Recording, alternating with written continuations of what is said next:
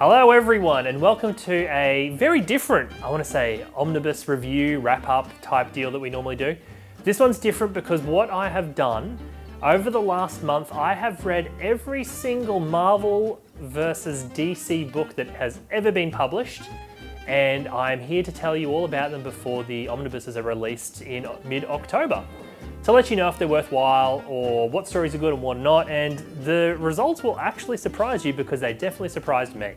There are two different omnibuses being released. There is going to be DC versus Marvel, and there's a Jim Lee cover. There is the Amalgam, which has the original cover, and the Jim Lee cover. Take your pick. I think all covers are really nice, so you can't really go wrong. They are going to retail for about $250 each Australian, and they will be ready from about October 8th is the official release date. We'll see if it slips or not, but either way, we'll have it in October at some stage. There will be extras that I can't review in this video, which includes essays and some behind the scenes stuff. So we might do another video afterwards, depending if you guys want to know, but there is going to be some extras. All right, so we're going to start all the way back in 1976 when the very first project appeared, which was the Superman Amazing Spider-Man one-shot. They originally came out in this really nice, massive format, so I wonder how this is going to translate into the actual trade paperback, because there are some pages in here which are absolutely phenomenal, which I don't know how they're going to go over in the trade paperback, but we're here to review the story. So the story in these ones are typical 70s fare. We're introduced to Superman on one side, Spider-Man on the other one, and they just kind of coexist in the same dimensional universe.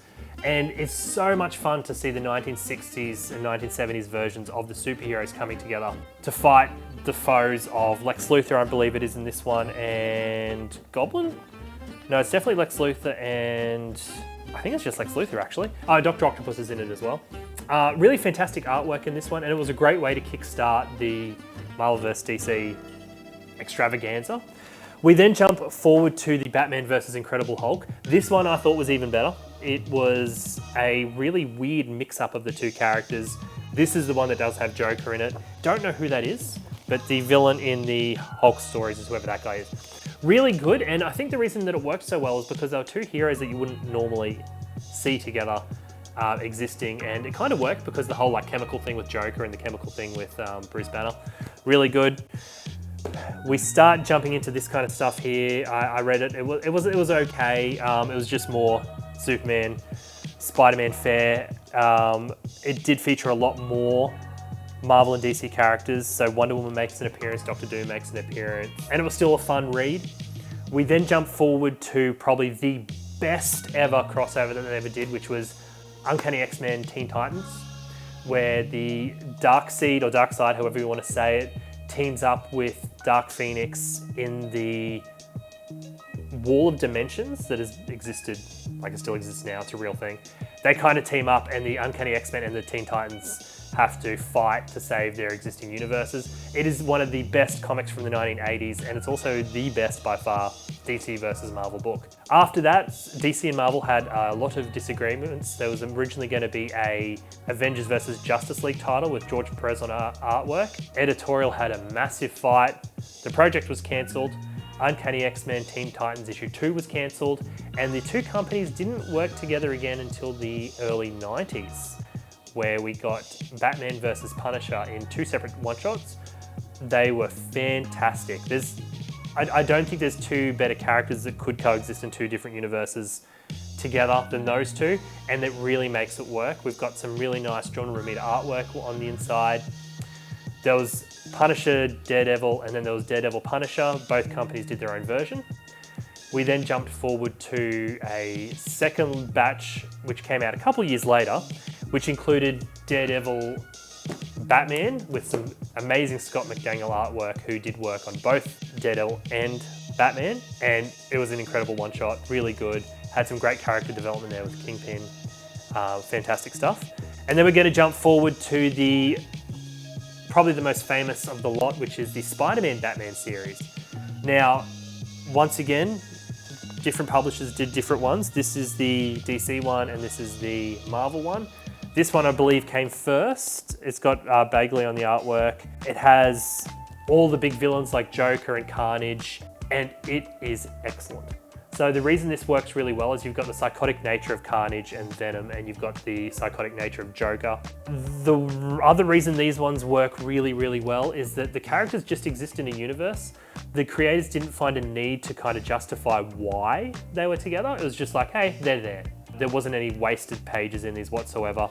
They're in a deluxe format, so these should be really good. I wonder if they're going to be printed back to back. I kind of hope that they are, because they piggyback off each other so well. They're fantastic reads. But then we're going to jump to a bit of an awkward period in the DC vs Marvel lore, where for some reason everything took a cosmic turn. So we got this really nice like homage to the oversized books that I showed you earlier. Amazing cover art by Alex Ross. It's done by Dan Jurgens on the inside. But then we've also got some Darkseid Galactus, we've got Silver Surfer Superman, and we have Green Lantern Silver Surfer. The reason why I'm grouping these together is they all feel very similar. They're very cosmic based, and they all spend a big portion of the story talking about why exactly the universes are mixing. So because they spend so much time explaining why the universes are mixed, they're missing out on showing some really good content of the superheroes together. And as I said, like, they're very cosmic based. Like, I'm not gonna lie, this one was pretty dreadful. It is Superman versus Silver Surfer, and we find out that the two worst characters in the entire universe of both universes is responsible for it, with Mr. Impossible and Pixel, however you say it. Oh, it's you again, Mr. Kiltipsism. Not Kiltipsism! Mix your spit leg! Now, the first thing I'm gonna do... Oh, nuts! Doesn't make for an interesting story. Also with this one here, yeah, I don't think people are really screaming out for a Jack Kirby crossover type deal. It was a good enough story, but is it enough to kind of get the fanboys going crazy? Probably not. And this one I actually didn't mind too, because I'm a big Kyle Rayner fan and Silver Surfer. This was the last one that I kind of read for this little period here. I was kind of burnt out by all the cosmic, but this one was all pretty good. It's by Ron Mars and Daryl Banks, who were actually writing the creative team on Green Lantern at the time. So they knew exactly what they're doing with the characters. So this one's pretty good. But this period ended with this one here, which is the Hulk Superman. Now, once again, amazing read. It has Steve Rude on the artwork, who has an incredible homage 1960s style. And this is actually set in the 1960s. And it actually, once again, makes it so the characters existed in the universe without us having to know how or why or when. It just deals with their history, and they actually refer to a couple of things that happened in previous stories as if they've always had a shared universe. And who does the... Oh, that's right, Roger Stern does the actual writing on it. So this one is fantastic. So can highly recommend. So this is, in case you guys can't tell, I can't find my copy of a few of them, but that's the first omnibus. And I can highly, highly recommend it. It was a bit of a slog to read all of them, but I'm very, very glad that I did. And while every omnibus has good and bad stories in it, this is definitely the case here. But on the whole, I'm so happy that I read it, and I really recommend it thoroughly. Now, the next one I'm going to get started on is the Amalgam Omnibus. But before I do, a quick word from our sponsor. When we're not filming YouTube videos, we like to snack on turtle chips for the amazing taste and the 4 layers of flavour. Mmm, so satisfying. Get some turtle chips. Okay, so the next omnibus coming out is the Amalgam Omnibus. So this is a collection of the stories from 1996 and then the sequel from 1997, I believe, of DC vs Marvel, the Amalgam one-shots, and then DC All Access. Now, a bit of history for you. This is the miniseries that came out, DC vs Marvel. It starts off with the character Access discovering a weird box in an alleyway, and it is a bunch of energies coming through, and the two universes are combined as if they've never been combined before. And what made this really, really, really, really interesting is that it has bios in it of the different fights that are going on. and it let you, the reader, decided who won. There was actually a voting slip on the inside where you could tick who you wanted to win in each fight, send it off, and the majority winner won the fight in issues 3 and 4. I remember reading this as a kid and thinking it was a very fun bubblegum type read where I could just enjoy it. And then in my head for the last, this came out in 96, so almost 30 years, I thought it was terrible. But guess what? I actually loved it. It was so fun to see the 90s characters mixing together for number one, and two, seeing like the 90s version of the Justice League and the 90s version of the X-Men and the 90s version of Batman doing their thing and then mixing together and having the fights. The fights were pretty short, to be honest, but the fights were pretty good as well, depending on who you, the reader, decided who would actually win. So, for instance, one of the fights was Thor versus Shazam. There was Wonder Woman versus Storm, Spider-Man versus, I think it was Superboy, sorry. It was really fun to see how the writers had to make the story based on whatever you guys decided, and it was a lot of fun. But the big twist that happened was there's two intergalactic entities that are fighting, and then in between issues 2 and 3, the universes combine and we get the Amalgam universe. Now, what's the Amalgam universe? I'll show you a couple of them. Two different teams, or characters combined to make the one. And some of them were so interesting and so clever, and the way they were written were really good. Now, I thought they'd be too intro heavy, so they'd be really hard to read, and guess what? They actually weren't. They were really fun reads, and when now looking back at the creative teams, there was some really strong stuff there. So this is Challenges of the Fantastic, is the Challenges of the Unknown and the Fantastic Four. This was amazing. The Dark Claw, which is Wolverine and Batman. You've got Lobo the Duck, which is Lobo and Howard the Duck.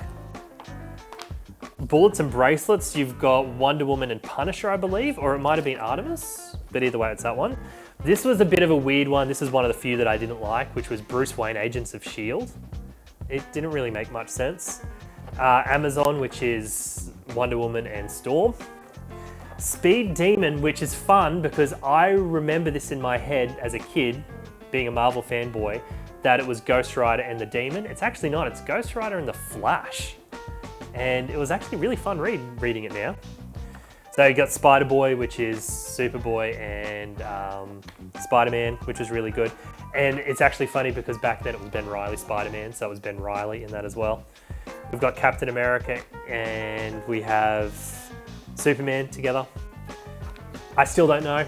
I read this last night. I still don't know who the hell these two characters are. I know one's Elektra. Don't know who the other one is. So it ran over 2 years, so you'll see some repeats in this here, but that's because it was so popular they did it a second time with the DC All Access series, which was bringing back the character of Access, which was in the first book. Something happens, so the characters mix again. It wasn't the big epic that it was in the original one, it was a bit of a cash-in, but I thought as a result the storyline was a little bit better, except for the fact that the main character in it was Access, when as a reader we just wanted to see the Marvel versus DC stuff. So we had another Dark Claw, which was Batman, Wolverine, and then we have the mix-up of the Justice League and the X-Men. And it actually even has Howard Porter and Mark Waid on the artwork, and it really felt like an actual comic from the 1990s. We had Doctor Strange Fate, which is Dr. Fate and Doctor Strange together, which was excellent. Generation Hex, which was Jonah Hex and Generation X, with Adam Paulina on the artwork. It was I've always been a big fan of. So we also had Magneto and the Magnetic Man, which is obviously Magneto, and the Metal Men from the DC Universe. Perfect matchup.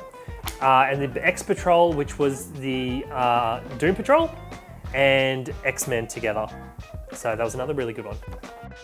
Thor and Orion, the New Gods. That was another Magneto one. We got another Man of War. Oh, this was a good one too. Iron Lantern, which was Iron Man and Green Lantern. We have Man-Thing and Man-Bat. Weird one, but it actually worked quite well.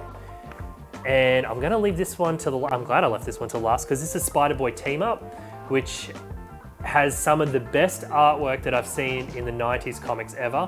Jose Landron, I believe the guy's name is, and we're gonna show some of the artwork. Really detailed artwork, and the reason why I'm choosing this one as the last is that he teams up with a whole bunch of different people in the Marvel DC universe as Amalgam characters, so they might only appear in one like panel or even something like that, but it was really cool to see some obscure characters mixed together. And then of course this is where it all ends in the DC Marvel All Access series, which was actually pretty good. Now, having read 2 omnibuses back to back, I'm actually coming out of it quite surprised about how much I'm actually going to recommend these books, because yes, they're from the 90s, yes, some are dated poorly, but even after reading what I feel like was 100 different comics, I was still excited at the very end to see the mixing of the characters. Like, I was still excited to see Batman with Spider-Man. I was still excited to see Hulk fighting Wonder Woman. Like, it's such a rare occurrence that these books get together that I'm still excited to read them. And even flipping through them now, after having read them and a bit exhausted by the process, I would happily read them all again. So without knowing what extras go into these omnibuses and what is actually going to be in them quality-wise, I'm going to give it a yeah, and a big thumbs up. And I reckon you should read them. If you've read them in the 90s, read them. If you haven't read them, read them. And let us know what you think. Thank you very much, and we might see you when the book actually comes out for a follow-up.